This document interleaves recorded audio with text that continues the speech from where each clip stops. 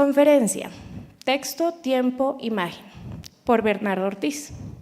En esta conferencia, el artista Bernardo Ortiz expondrá la relación que se presenta entre texto, tiempo e imagen como estrategia de producción y pensamiento en el arte conceptual a propósito de la obra de Luis Roldán. Sobre el conferencista. Bernardo Ortiz nació en Bogotá en 1972.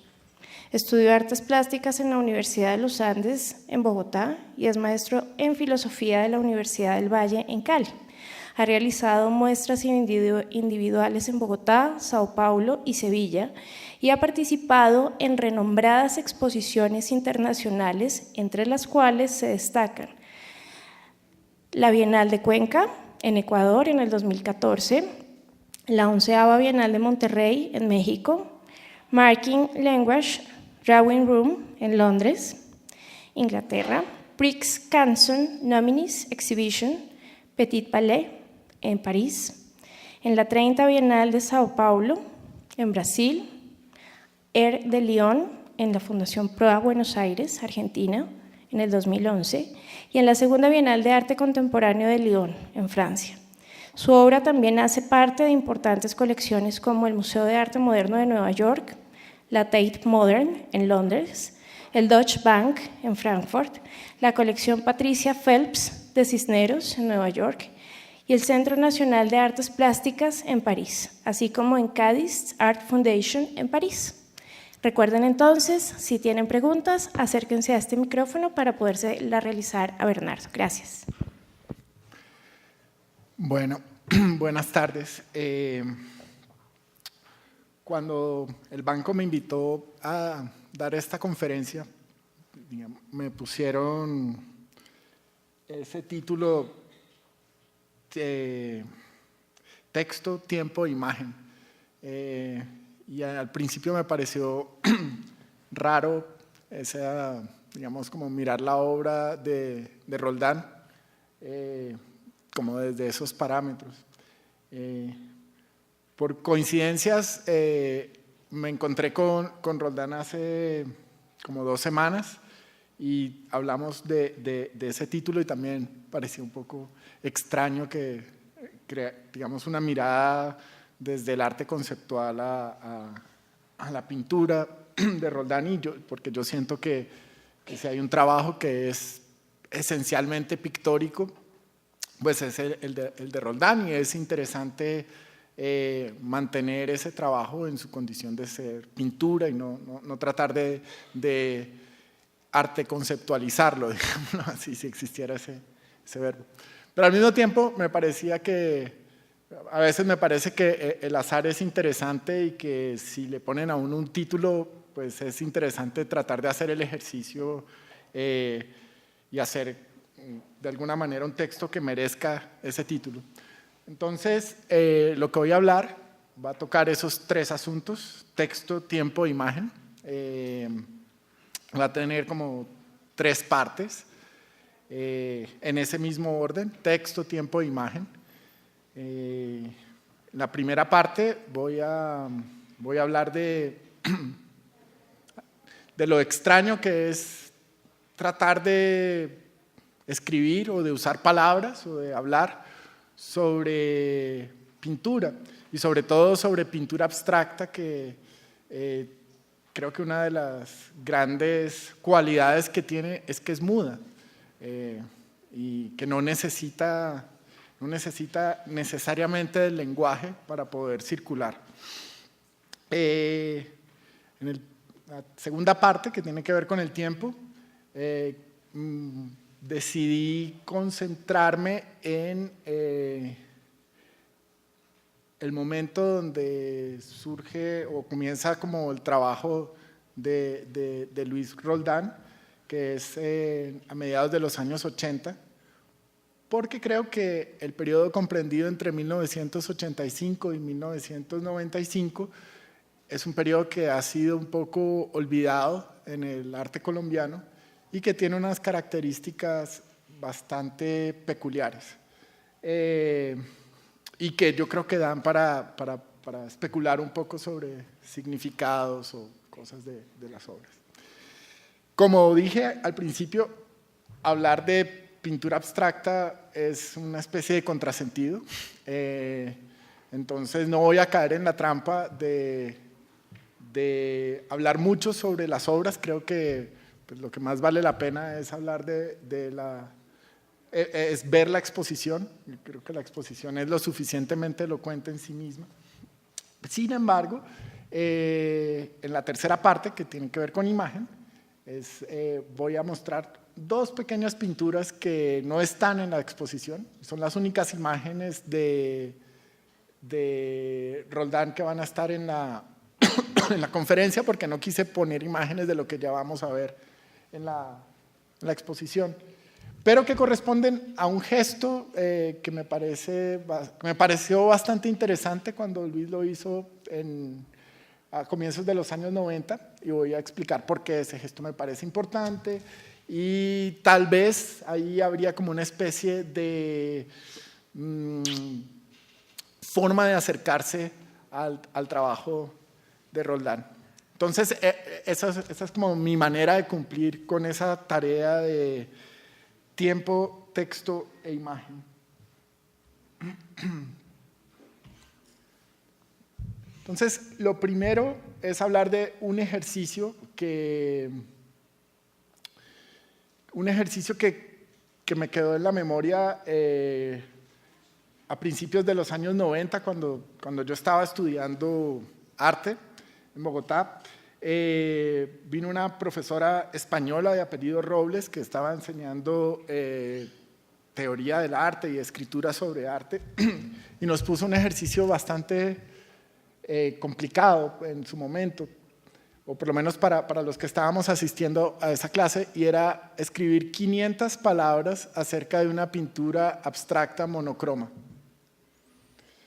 Entonces, cuando nos puso ese ejercicio quedamos como estupefactos y bueno, fuimos a cumplir con el ejercicio, y el primer obstáculo con el que nos encontramos en 1992 era que en ningún museo de Bogotá habían pinturas abstractas monocromas. Entonces ahí nos enfrentamos con una realidad sobre la cual voy a ahondar un poquito más cuando entremos en la cuestión de la historia de los años 80. Pero sobre una realidad muy interesante, y era que finalmente todo el estudio de historia del arte que se hacía en ese momento se hacía sobre reproducciones, sobre imágenes de pinturas. Y las imágenes de pinturas abstractas monocromas pues son bastante complicadas.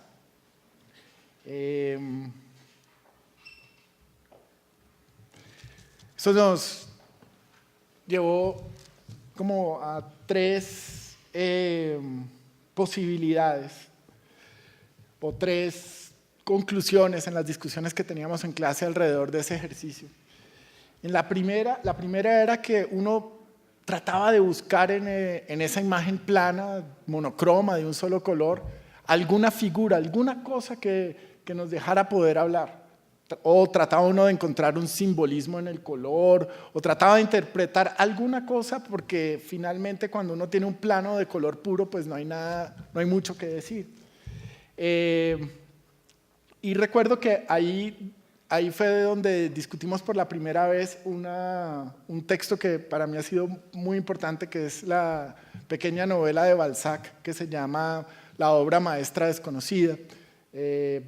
Bueno, no sé si la conocen, pero es una novela de 1830 más o menos, es decir, bastante antes del arte moderno, del arte abstracto, pero que cuenta el caso de un pintor muy importante, pero que se había aislado del mundo y que se encontraba encerrado, supuestamente pintando una gran obra maestra que nadie conocía. Y dos pintores más jóvenes lo convencen, después de muchas argucias, lo convencen de mostrar esa pintura. Y supuestamente esta pintura era la obra más verídica posible, era una pintura que quebraba, digamos, el velo de la ilusión, donde lo que veíamos se podía confundir absolutamente con la realidad. Ya Balzac, a lo largo de la novela, nos había contado cómo este pintor era capaz de reproducir las cosas más inefables. Básicamente era capaz de pintar el aire que había entre la quijada y el hombro, captar las diferencias de los tonos en la piel que se daba por la irrigación sanguínea de las arterias en contra de la irrigación sanguínea de la sangre. Decía que había un tono más rojizo cuando la sangre que se circulaba debajo de la piel era de las arterias, mientras que cuando la sangre que circulaba debajo de la piel era de las venas era más azulosa. En fin, una cantidad de indicaciones que nos daban a entender que íbamos a ver, o que estos dos personajes iban a ver la pintura más perfecta posible. Entonces, cuando llega el momento de descubrir esta pintura de Porбус, como se llamaba este pintor recluso, pues los dos aprendices quedaban totalmente desconcertados porque no veían absolutamente nada. Y aquí leo lo que dice, lo que escribió Balzac sobre ese momento. Al acercarse, percibieron en una esquina del lienzo la punta de un pie desnudo que salía de ese caos de colores, de tonos, de matices indecisos, de esa especie de niebla sin forma. Pero era un pie encantador, un pie vivo. Permanecieron petrificados de admiración ante este fragmento escapado de una lenta y progresiva destrucción. Aquel pie aparecía allí como un torso de una Venus de mármol de Paros, surgiendo entre los escombros de una ciudad incendiada. Es interesante, yo creo que este texto ha sido tan leído a lo largo del siglo XX porque esta descripción parecería que son descripciones de cuadros de Cézanne o descripciones de cuadros de Picasso, anticipa de alguna manera el cubismo, pero sobre todo nos enfrenta, digamos, como con una realidad de la pintura que tal vez pasa desapercibida, es que la pintura es sobre todo superficie. Entonces, esa era la primera cosa que teníamos con ese ejercicio de describir una pintura abstracta monocroma. Tratar de encontrar ese pie, ese pedacito de fragmento que nos permitía justificar, digamos, que pudiera existir un plano de color puro.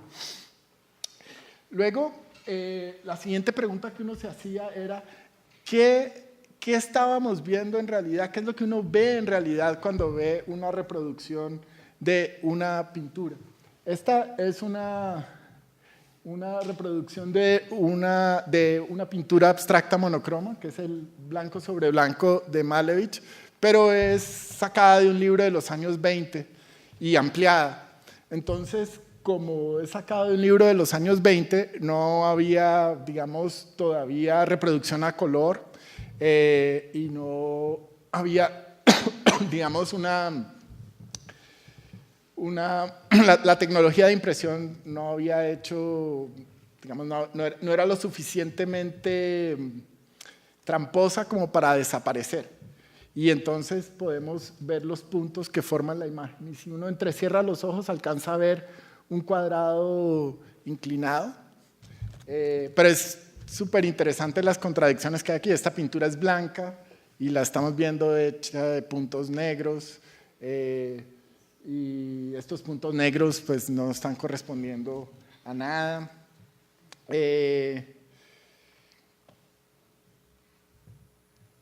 Y eso nos lleva a preguntarnos entonces qué es lo que estamos viendo cuando vemos una reproducción de una pintura. Y podemos verlo como en tres planos principales que se deshacen en otros planos en una dirección y otros planos en otra. Primero hay una página, hay una hoja de papel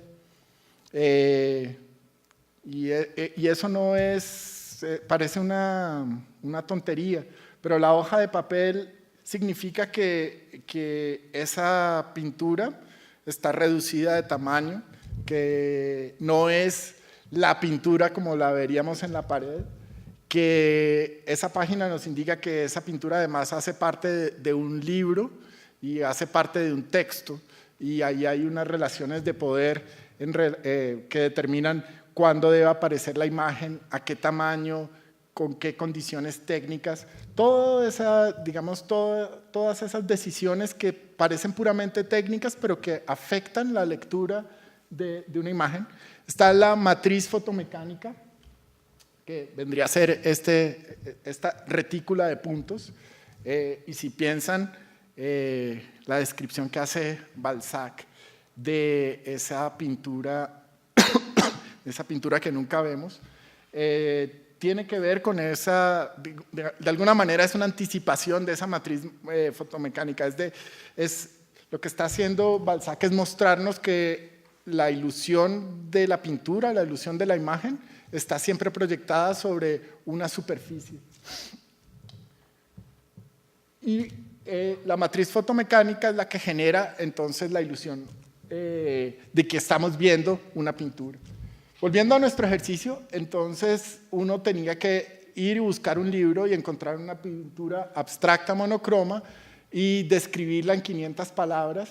Y cuando empezaba uno a mirar de cerca estas pinturas para poder tratar de describirlas, pues se encontraba con todas estas camadas y todas estas capas que no permitían ver la pintura de alguna manera.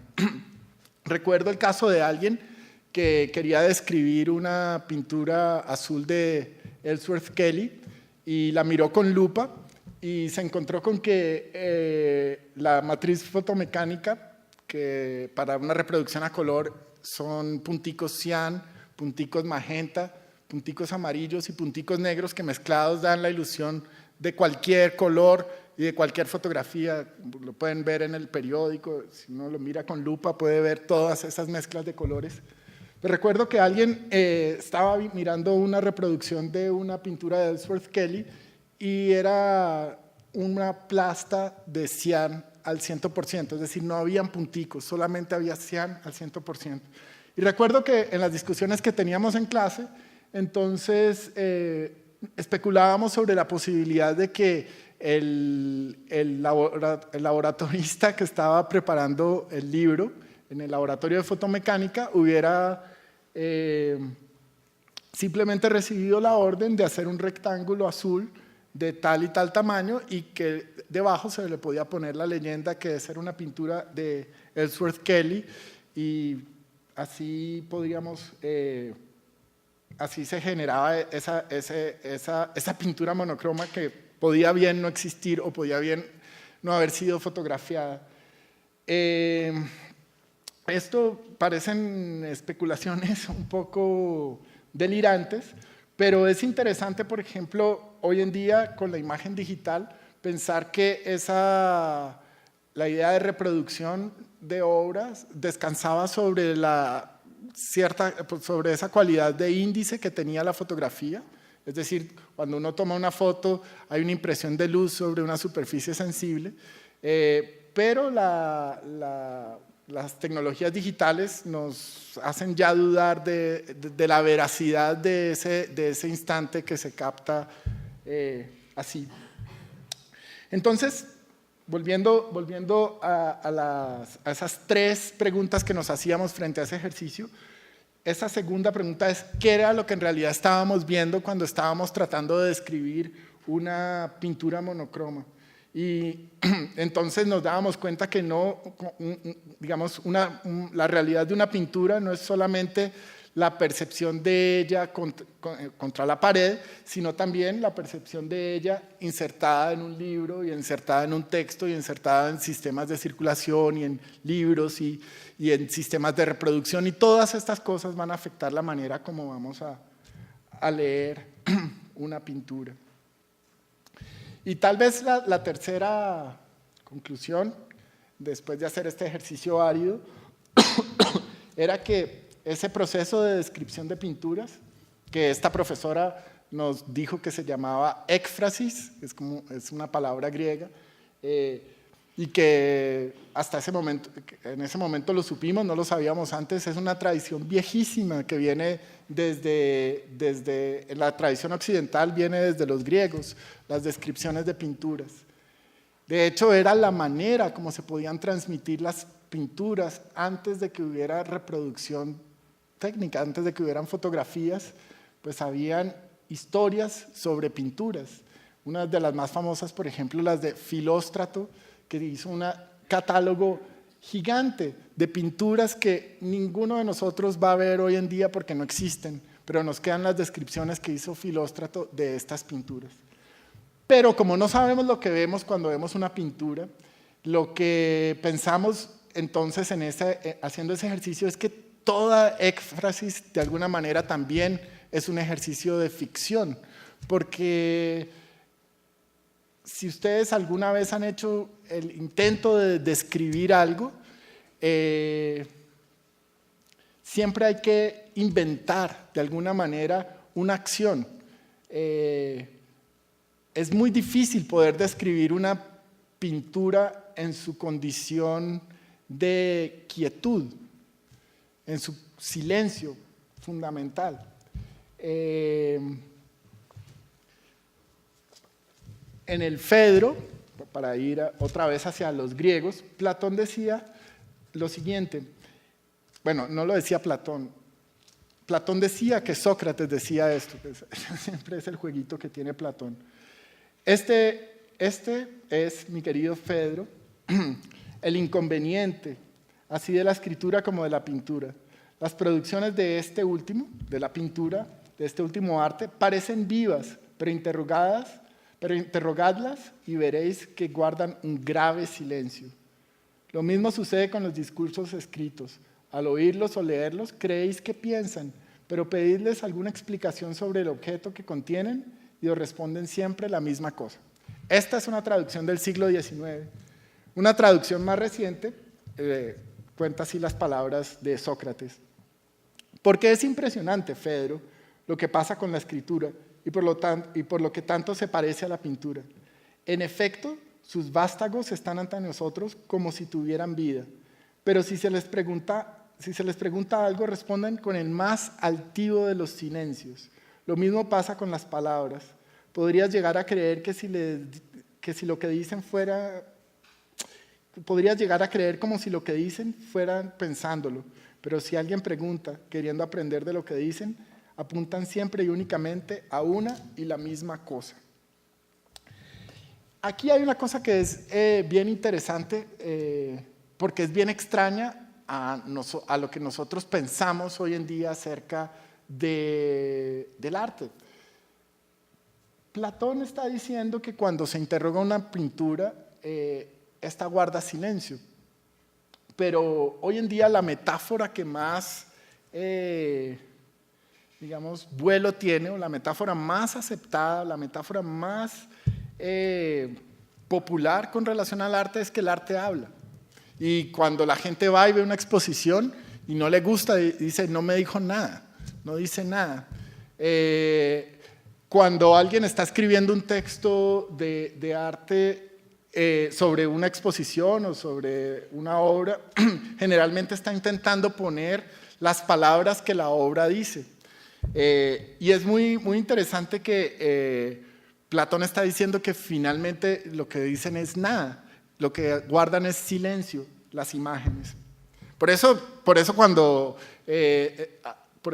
hace 2 semanas me encontré con Roldán y veíamos que el título de esta charla era Texto, Tiempo, Imagen, pues nos parecía extraño hablar de texto en el trabajo. ¿Cuándo se da esa inversión? Esa inversión en el sentido de pasar de un momento donde pensamos que las pinturas guardan silencios y son interrogadas a cuando se vuelven casi como loros que hablan y cuentan todo, pues es un proceso muy largo y digamos, se sale un poco del objetivo de la charla, pero sí hay un inventario que hace el Instituto Warburg sobre el uso de esta metáfora a lo largo de los últimos 100 años y vemos como a partir de los últimos 150 años, la verdad, como a partir de los años 60 del siglo XX se aumenta exponencialmente el uso de la metáfora en donde se dice esta obra no me dice nada, o lo que el artista realmente quiso decir, o si hacemos una lectura más detenida. Lo que se configura ahí es la metáfora de que las obras de arte son textos que hay que leer y que dicen cosas.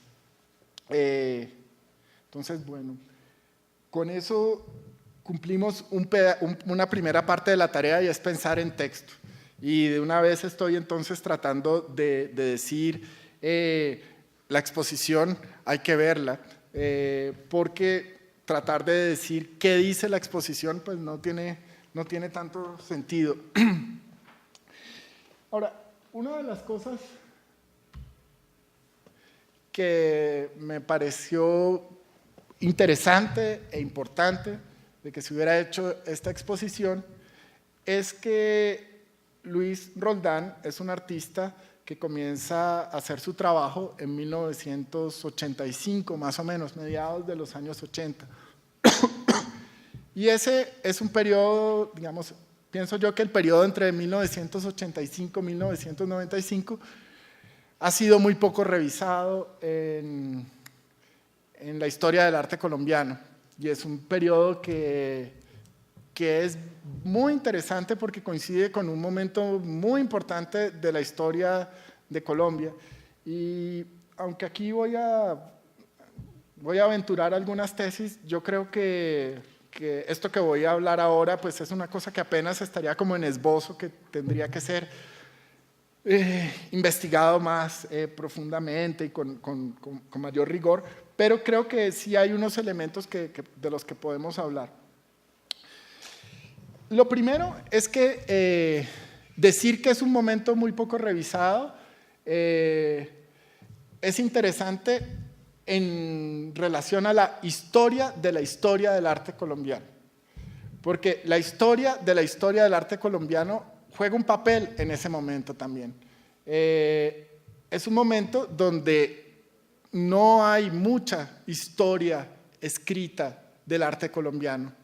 Y esa es una de las cosas que explican también el trabajo de esa generación que empieza a ser activa en la segunda mitad de los años 80. Es una relación difícil con la historia del arte colombiano porque no hay mucho historia del arte colombiano escrito. Y entonces los artistas siempre fueron formados en relación a la historia del arte occidental en general. Y al mismo tiempo que en ese momento no había mucha historia escrita, hoy en día no hay mucha historia escrita sobre ese momento. Es, digamos, como una especie de doble juego que se da.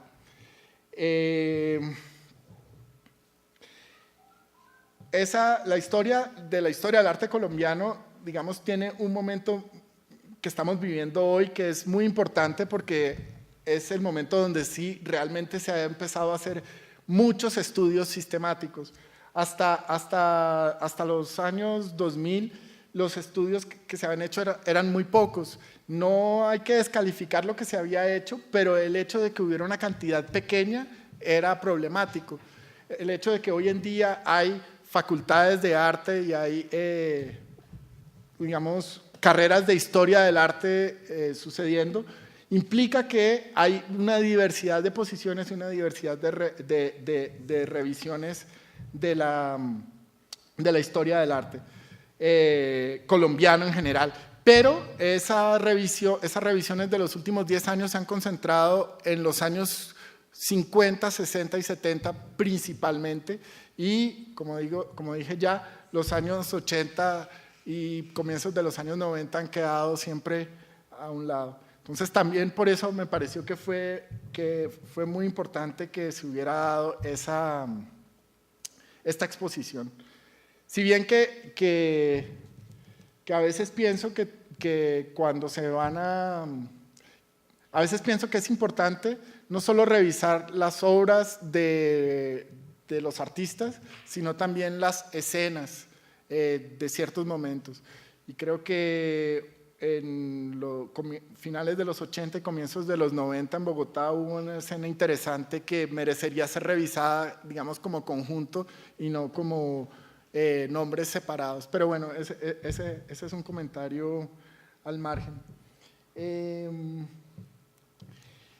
Y si nos ponemos a pensar, esos años 80, esa segunda mitad de los años 80 y comienzo de los años 90 coinciden con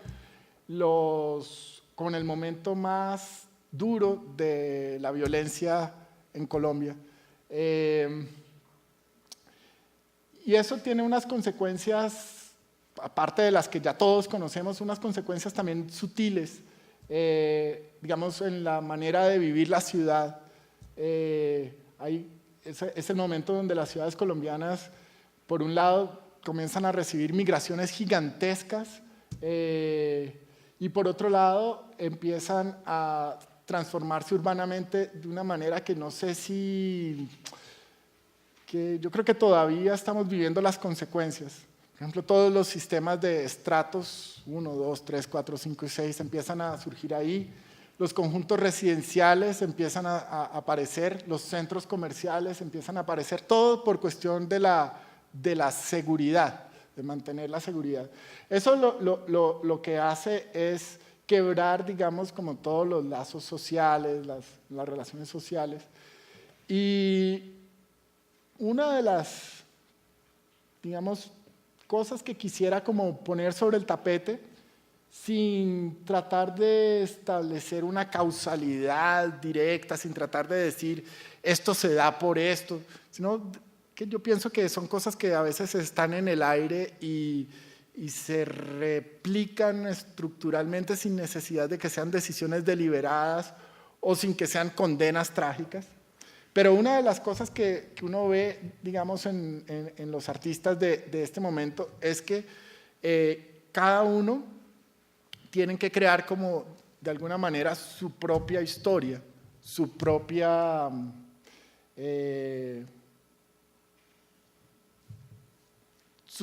condiciones de posibilidad, digamos.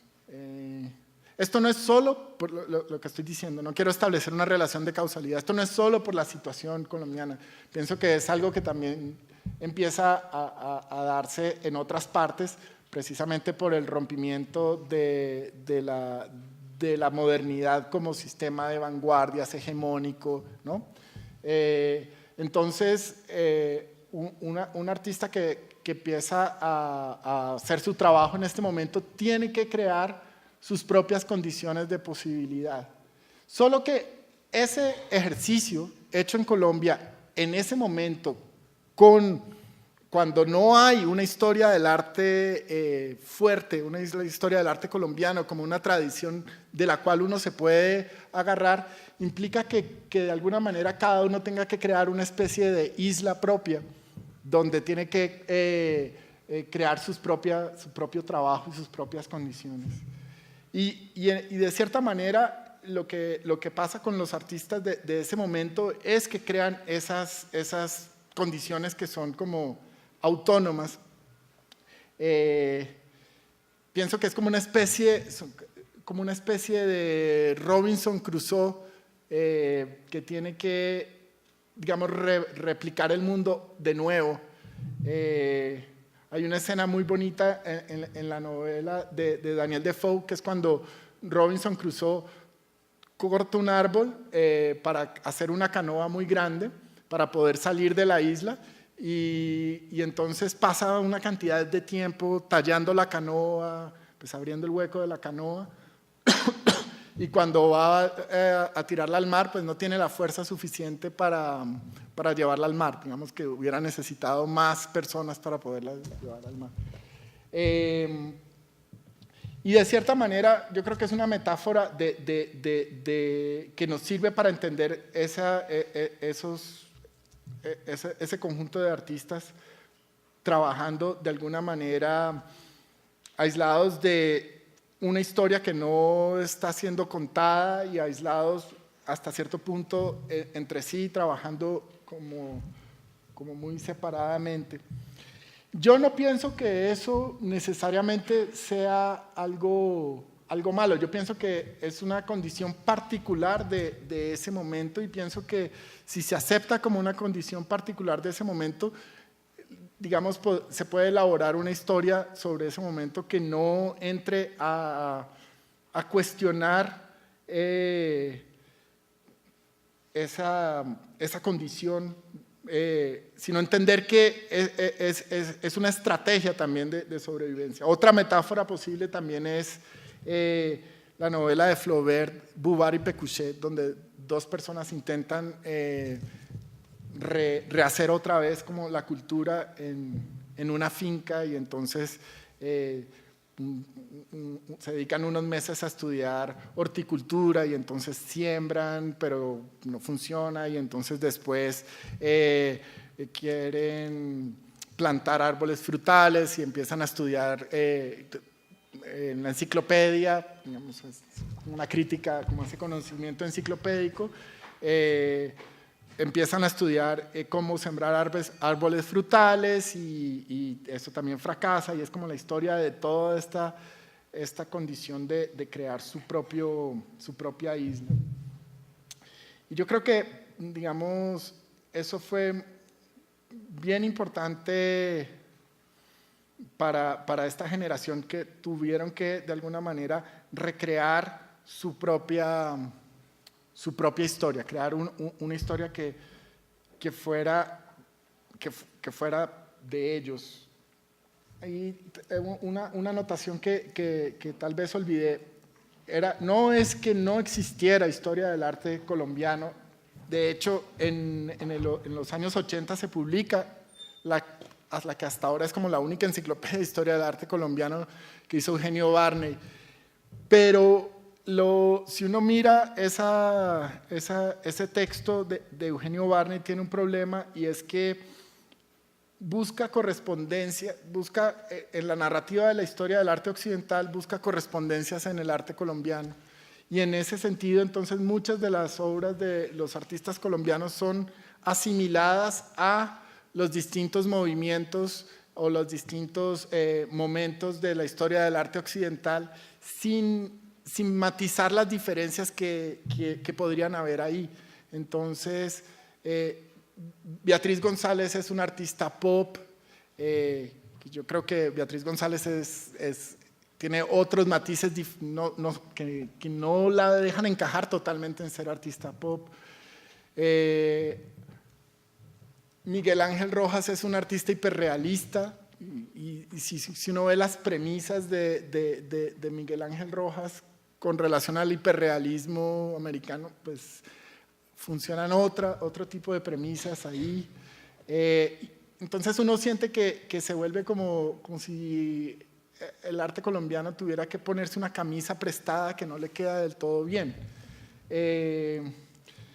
Claro que haber hecho esa historia del arte colombiano en ese momento era necesario para poder hacer lo que se está haciendo hoy en día. Yo pienso que las cosas tienen una evolución, pero también es interesante, cuando uno ve un conjunto de artistas, ver también cómo fue ese proceso de formación y qué informaciones estaban circulando en ese momento.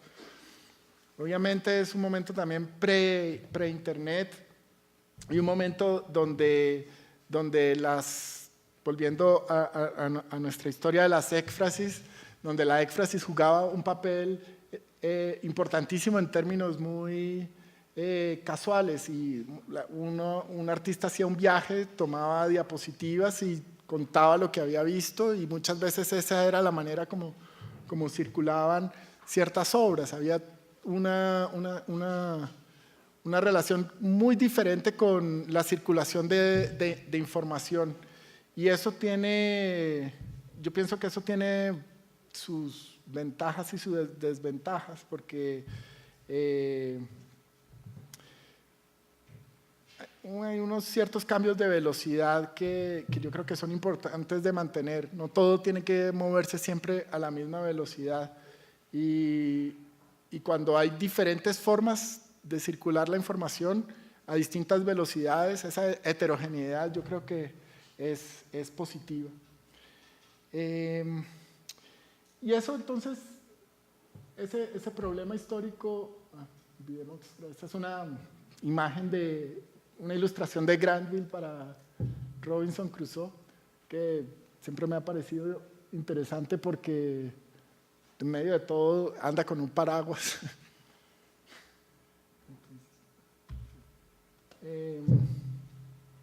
Siempre me ha llamado la atención esta caricatura de Ad Reinhardt, que es un pintor que hacía pinturas abstractas, monocromas, negras, pero también hacía estas caricaturas.